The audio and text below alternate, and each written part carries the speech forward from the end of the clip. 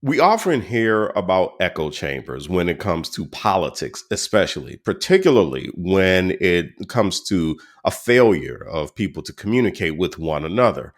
What role do echo chambers play when the public is discussing politics or social issues and trying to make decisions about who they want to elect, how they want to influence decisions with their politicians or with other people who are leaders in other communities? Joining us is Dr. Daryl A. Carter from East Tennessee State University. He's a professor of history who focuses on politics. He's also the director of Black Studies and an associate dean in the School of Humanities and Social Sciences. And he's the author of Brother Bill, and that is President Clinton and the politics in race and class. And so, Dr. Carter, my friend, how are you? I'm doing well. Thank you, Eddie. How are you today? I'm doing really well, and I'm really excited about talking to you. You and I, we get the opportunity to get on the phone sometimes and just talk about some things. And I really appreciated the appearance you made on the front porch a few months ago. But I wanted to invite you for this conversation because in our last conversation one on one, you seem to really be focused on echo chambers and how echo chambers can really cause a lot of political unrest, especially during political unrest, and how they can influence voters in certain ways. And so let's set the table here. First of all, how would you describe an echo chamber? So I would describe an echo chamber as something in which people are able to confirm their own biases, their own opinions, their own prejudices, their own outlook on the world. They are looking at something or participating in something that validates them, that validates those viewpoints. They're not looking for, something that's going to challenge it. And so they're actively seeking out individuals, mediums, etc., that are going to do that very thing. And so they keep hearing this steady repetition of whatever it is they already think, already believe, and they're getting more deeply saturated in it. Whether it's good or bad, it could be people who are involved deeply in their church, and so they are saturated with scripture and study in a very positive way. Or it could be, they're just in the rabbit hole of American sports, right? And they just can't let go and they're finding everything. Maybe they're a Cowboys fan or a Saints fan, and they're just something to validate that. But then in a political sense, they want to hear things that they already believe. If you believe the government is toxic, if you believe the government is dangerous, then you're not looking for people to point out how the government helps the American people every single day. You want to hear somebody say, yeah, the government did this and they hurt this person. And so, from a standpoint of echo chambers, what we're seeing here in the United States, particularly over the last 30 years, is that people across the political spectrum are trying desperately to find people that will say what they already believe. And they're increasingly not looking out to find people with whom they disagree to have conversation because after all it's uncomfortable when you have to stand there and defend a position, particularly when you may not be well versed in the position. Maybe you're not terribly educated on that particular matter or that issue of public policy, but it's easier and it's intellectually lazy to do it as well, and that is, I think, troublesome for the country. So chambers are very dangerous, just in a political sense, because we are not engaging one another. We're staying apart. It's very tribal, and it allows for the worst possible elements of each one of us to kind of come out and take charge. Mm. So listen, all I'm gonna say about the New Orleans Saints echo chamber right now is that we just have hopes and prayers right now. So, so um in thinking about this, this is when we get into what people also describe as groupthink, right? I mean, when people start to say, okay, where everybody's just moving in the same direction and want to make some of the same types of decisions. But I'm wondering if there is historical significance here. So historically, how would you say that echo chambers are different, or maybe even the same as what we've seen before? And particularly, is there something that you are seeing in the Black community that catches your attention? So historically, you do have issues with echo chambers. You do have issues with groupthink, and in the United States, there has been since the very beginning intensely debated issues on the role and the size of government.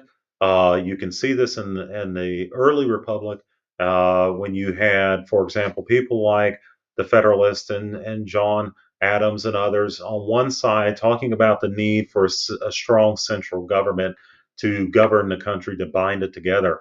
And then others like Thomas Jefferson, who are talking about, wait a second, maybe this is a states' rights issue. Maybe it's better for the states and local areas to control or have a dominant political position as it relates to power, because this distant, government could be tyrannical. And so you have those things going on. And so, for example, there's people that are reading through the Federalist Papers, fully in agreement with it. And then there's others that are in their own groups, who are very, upset with what they're hearing, and they're going in a different direction. We've seen this in a number of ways just in the 20th and 21st centuries. We can see it with the kind of neo Confederate nonsense that comes out of, this lost cause mythology, right? The idea that, this was simply a war about northern aggression, that's kind of nonsense, is that it wasn't a civil war, that it wasn't treason when South Carolina and the rest of the South declared war on the United States, um, to issues around the Cold War, for example, and this idea that if we don't go after communism, whether it's in Greece in 45 and 46, or all the way into Berlin in the early 60s, or into Africa and Latin America in the 70s and 80s, that somehow we were going to be overrun by communists. And of course, most tragically, arguably, is the war in Vietnam, in which this patch of land that the you know strategically did not have that much importance when you really boil it down, took on these huge geopolitical dimensions because of the notion that if we gave up, Vietnam, if Vietnam fell to the communists, then we would have a devastating national defeat and would harm the West in terms of its war with the Soviet Union. So this issue over groupthink is important, and in the Black community, all too often we do have a fair amount of groupthink and echo chambers. We see it in radio, we see it in television, we see it in media, we see it in academia, as though blacks are monolithic, and that is simply not the case. Blacks from across the country have different views on different things. And one of the things that we saw in the last presidential election was a sense among many Black Americans that because the Republican candidate was as forward as he was in a lot of his positions, that blacks should not in any way, shape, or form vote Republican or vote for the conservative candidate, whether it be President Trump or someone down the line. The problem with that is that the black community has a lot of variety and diversity within it, and a lot of different interests. And quite frankly, the black community is probably more conservative overall, sexually, religiously, socially, politically, than any other part of the country or any other group in the country. And so we need to have better conversations about how we're going to engage in racial uplift, how we're going to support the community, and taking a diversified approach of saying, okay, what's going to work with this community? What's going to work with that community? What's going to work in this sector and this part of the country? Things of that nature. And so it's, to me, we're in a position where we really have to break out of what I'll call this civil rights mindset of we need one great big leader and that we're all in the same pod, because that's not true. The interests of people in Shreveport may not be the same as they are in New Orleans. The interests of people in the urban areas are not necessarily the same as the rural areas. And so we need to have a more nuanced discussion about how to support the Black community and how to move forward in the years to come. Hmm. You're listening to The Way Forward. I'm Eddie Francis, and we're talking to Dr. Daryl Carter. He is a professor of history from East Tennessee State University, and we're talking about the danger of echo chambers. And as you were speaking, something that hit me is basically creating an echo chamber is human nature. That's just something that we do. I have a question though. In listening to what you just said, about how, particularly when we talk about how Black folks tend to be more conservative than a lot of us think that we are, Mhm. that sparked a question about people's understanding of their ideology versus party. Do you think that we've gotten to a point where echo chambers have gotten so strong that people have they someone might be a Republican and have absolutely no idea why they're Republican. Someone may be a Democrat. They have absolutely no idea Yeah. why they're a Democrat. However, I would say that I would challenge people in saying that maybe there are people in some of the other parties like Libertarian or Green who may be a bit more clear about why they belong to those parties. As a historian, is that something that you think has morphed over time where people have kind of lost track of what the party's missions actually are? I do think that's a major issue, Eddie. I think, you know, I still hear this nonsense coming from the Republicans that the Republicans are the party of Lincoln, and they're the ones who are actually been for civil rights. Well, the fact of the matter is that all those Republicans were Dixiecrats, from Texas to Louisiana to Florida and all the way to Virginia and everywhere in between there. They became Republicans when the Democrats started supporting civil rights. And so, I just put that out there. Let's just strip the band-aid off of it. I mean, they became Republicans when the Democrats started supporting civil rights. And secondarily, they started supporting the Republican Party when they supported immigrants and when they supported women. And so, the parties have realigned in the last 50 years, with the Democrats becoming, just on economic issues, the party much more of upper middle class and elite Americans, coastal, urban, and Republicans, much more of workers, much more poor, particularly white, and of course disabusing a variety of minority groups from taking an active role in the party. And so there's some issues there. I would say that as we're thinking about how did we become a part of that party? I think for a lot of Americans because their mama was or their daddy was. And that's part of that too. And that's okay. The problem that I see today is that across the board, we do not have enough awareness of what you are alluding to, which is why am I a member of this? Right? Why am I a member of this party? And just for example, in the last election, more than 80% of the Black Americans voted for Kamala Harris, but an increased number supported Donald Trump. Um, you know, those numbers do not reflect the fact that there is widespread anger, disappointment, disillusionment with the Democratic Party on the part of Black Americans.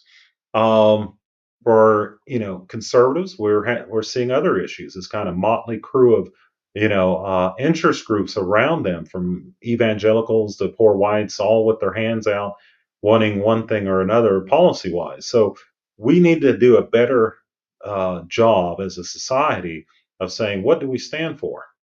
What do we want? How are we going to get there? You can't talk about, we're going to promote family values while you're at the club until 4 a.m. on Saturday, night going into Sunday morning, right? We got to think about this a little bit more. You can't talk about, we're going to be faithful Christians. And as a man of faith, I take this to heart. And then, we are treating people in the most ungodly of ways, right? We need to do that. And then finally, Eddie, you know, we cannot be simply a part of one party just so that we can demonize the other party.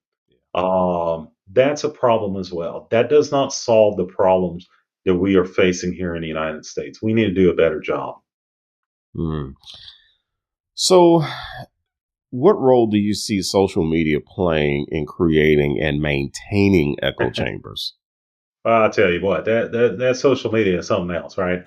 Um, that social media is something else, and if we were off air, I would say something more, explicit, but I will keep it clean here, It's a family for show.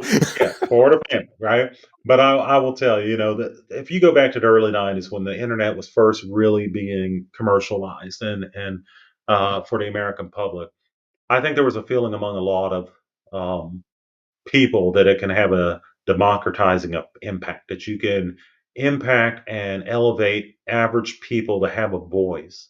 And what we have seen in the last 30 years is the internet has become the place where you can sell drugs, run guns, engage in sex trafficking, where you can demonize your neighbor without ever having to look them in the eye. You can Mhm. demonize your political opponents. You can say whatever ridiculous nonsense you can think up and put it out there, because now the thing is not about the content of what you said, it's about the clicks that you get, right? Mhm. Your clicks become value. And then this false notion that all ideas and all speech is equal. If Eddie, if I say 2 plus 2 is 10, we got a problem there. We know Mhm. that that is actually wrong, right? But that's effectively what we're doing with social media, right? Somebody goes out there and says, "Well, you can't say I'm wrong about the efficacy of vaccines because that's my opinion, right? And I have free speech." Well, your free speech, yes, it's true. On the other hand, well, your idea is crap. Your idea is not backed by evidence. And just because you said it loudly does not make it true. And that's where I fear that we have found ourselves now, is in this kind of muck and mire of social media, which does not work in a way that elevates public discussion.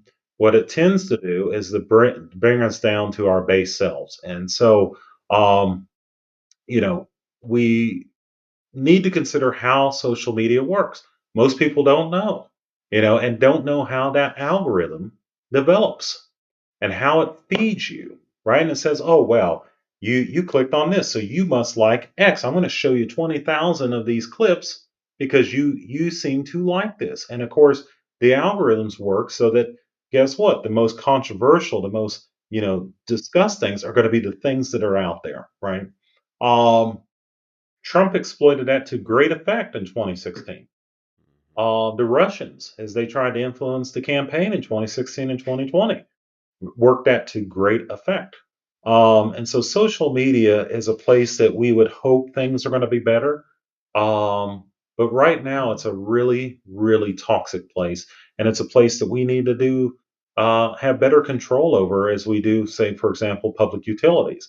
Um, this issue of free speech cannot be separated from responsibility. And the fact of the matter is that it's too easy to go on there and say something crude or rude or mean or just untruthful, and there's no consequence for it. Mhm. Yeah. Um, and that's not an issue with the Republicans. It's not an issue with the Democrats. It's an issue with everybody. We all do this. I mean, sometimes I catch myself and I'm like, where did that? Oh man, I clicked on that, and that's why I got 10 more of these ads. 10 more of these videos popping up. So what I say there, I say not to be sanctimonious, but what I say is, let's step back.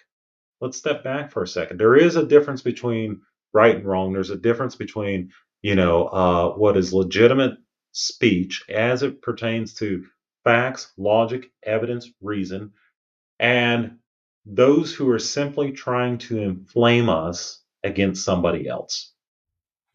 Yeah, and it seems as if what happens is that the algorithm rewards echo chambers, is what you're saying. Absolutely. Absolutely. I mean, just look on TikTok, for example. Who's TikTok giving money to? The ones that get the clicks. Yeah.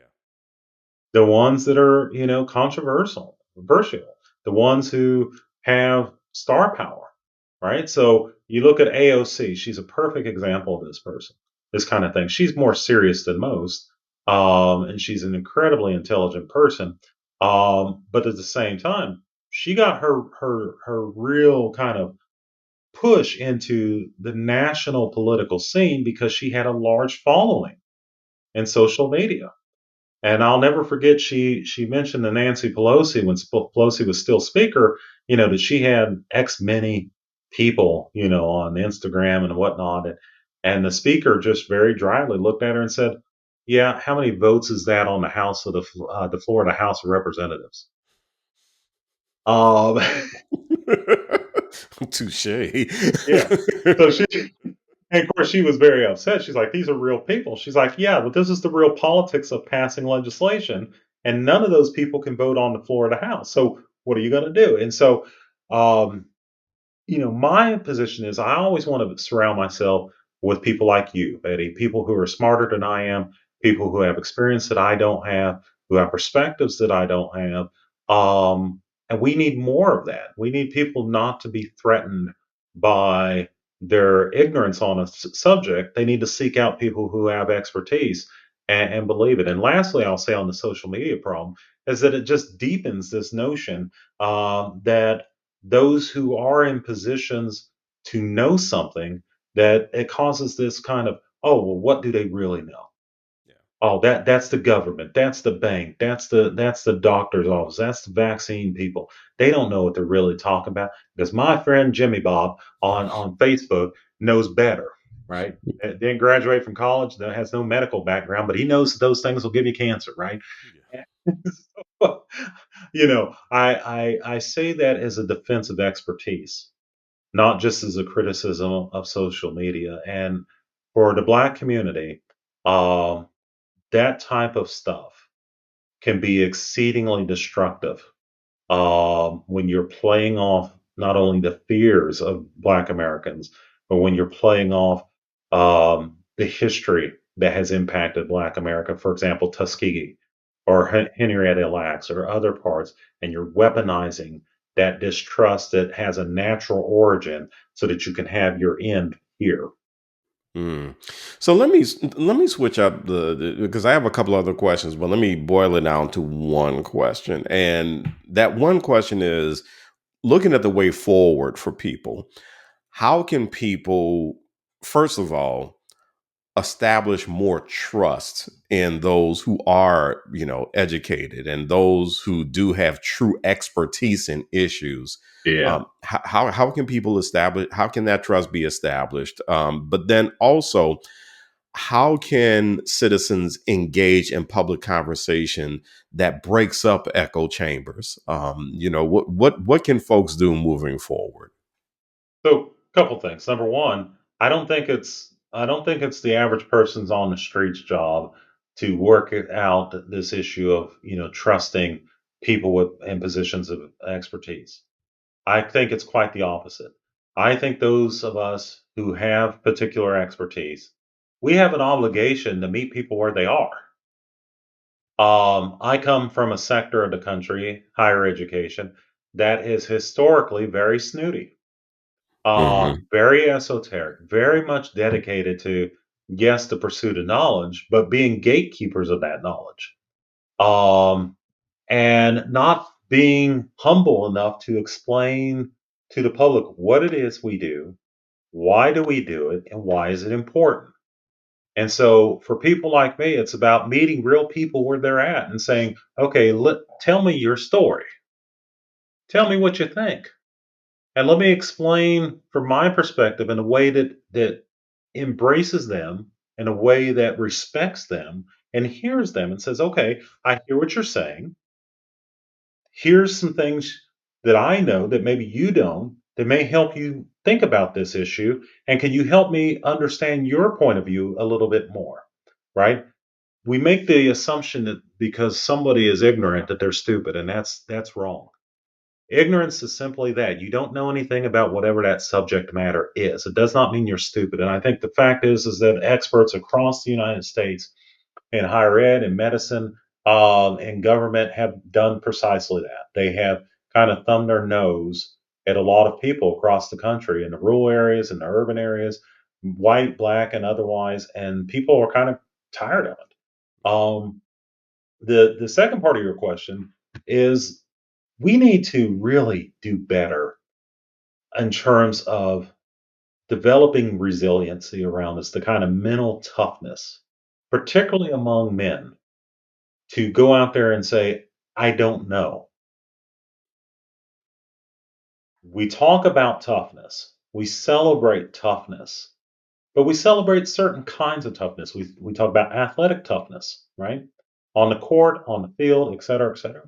We talk about it in the framework of surviving whatever we dealt with as children, whatever neighborhoods and communities we have dealt with strife in. But we don't talk about it and get in this kind of really visceral, personal area of me. What about Mhm. me? I can go out there and say, I'm not well versed on this subject and people are going to look down on me. Well, no, no, no, no. You're demonstrating, it's quite the opposite. You're demonstrating strength and character by saying, you know what, I don't know the answer, but I'm going to find out. I'm going to find somebody who does. And I'm going to give that person the benefit of the doubt. And it's also about just learning about somebody else's experience. I talk about this in regard to the black community all the time because there's a lot of white America that sees blacks as monolithic. They're all the same. And the fact is, we are not all the same. The experience of poor blacks is different from that of upper class blacks. People in the middle class are barely clinging to the middle class. Their experiences are different, whether you're rural areas or urban areas or suburban areas, whether you're in the South or the West Coast or the Midwest. Your circumstances may be different, even if the larger issues are there. And so being able to go out there and talk to people and find out, what they think, I think it's a sign of strength, and then just the basic humility to say, you know what, I might be wrong. Oh God, no. We can't have that, man. You, Hold you know, on. and that's a kind Whoa, of that's a bridge too radical. far, man. It absolutely is, and Yeah, people are afraid. People don't yeah, like to be wrong. They don't want to be wrong. But I say to you, Eddie, I don't think we can move forward without this reckoning, right? Of just dealing with one another, dealing with our neighbors in a healthier way, and breaking down those barriers that we have put up over a long period of time. I'm not suggesting we're going to get over this in a matter of days or months, but we have to start somewhere. And if we don't, we're going to keep going down this horrible path that we have been for quite some time, and which, particularly for Black Americans, has not led us to a great place. yeah. And I think I think to add to what you say, it's amazing to me how many people simply don't exercise any sort of curiosity about one another. Like they want to stop at the assumption and that's it. Yes, And so it just seems to me that that is something that can accompany your solution, of just wanting to admit that, hey, maybe I don't understand everything about this issue, maybe I don't know, maybe I really don't understand what a vaccine does. that's right. So Yeah, and I um, mean we've been a victim of our own success in certain ways. I mean, throughout mm, since the beginning of the 20th century, we largely until recently, because of the nonsense with anti-vax, we have largely eradicated most of the illnesses in the United States, right? From chickenpox to polio to rubella, whooping cough, measles, you name it. So it's easy for somebody to go out there and say, well, you know what? I can go without this vaccine because what's the worst that could happen? Well, we can go to other parts of the globe and tell you exactly what will happen if we stop this, right? Um, we have done this, right? We have been so successful as a government, between the 30s and the early 80s, that people took it for granted that the government would do what was in the best interest of the people, right? And we took it for granted that people who were knowledgeable, who understood how government works, that we're always going to be there. There's nobody in the country right now that's worth their salt. It's going to look at the current government and say those people know what they're doing. mm, mm. Those people are real experts, and look what a fantastic job they're doing. We're going in the second month of a shutdown because we have people who can't function. Yeah, yeah. Well, Dr. Daryl Carter is from East Tennessee State University. He's a professor of history who focuses on politics. Thank you so much for joining me on the way forward. We're going to have to do this again because I know you have a lot more where that came from. And so Absolutely. I appreciate you, man. Thank you for joining me. Well, thank you for having me.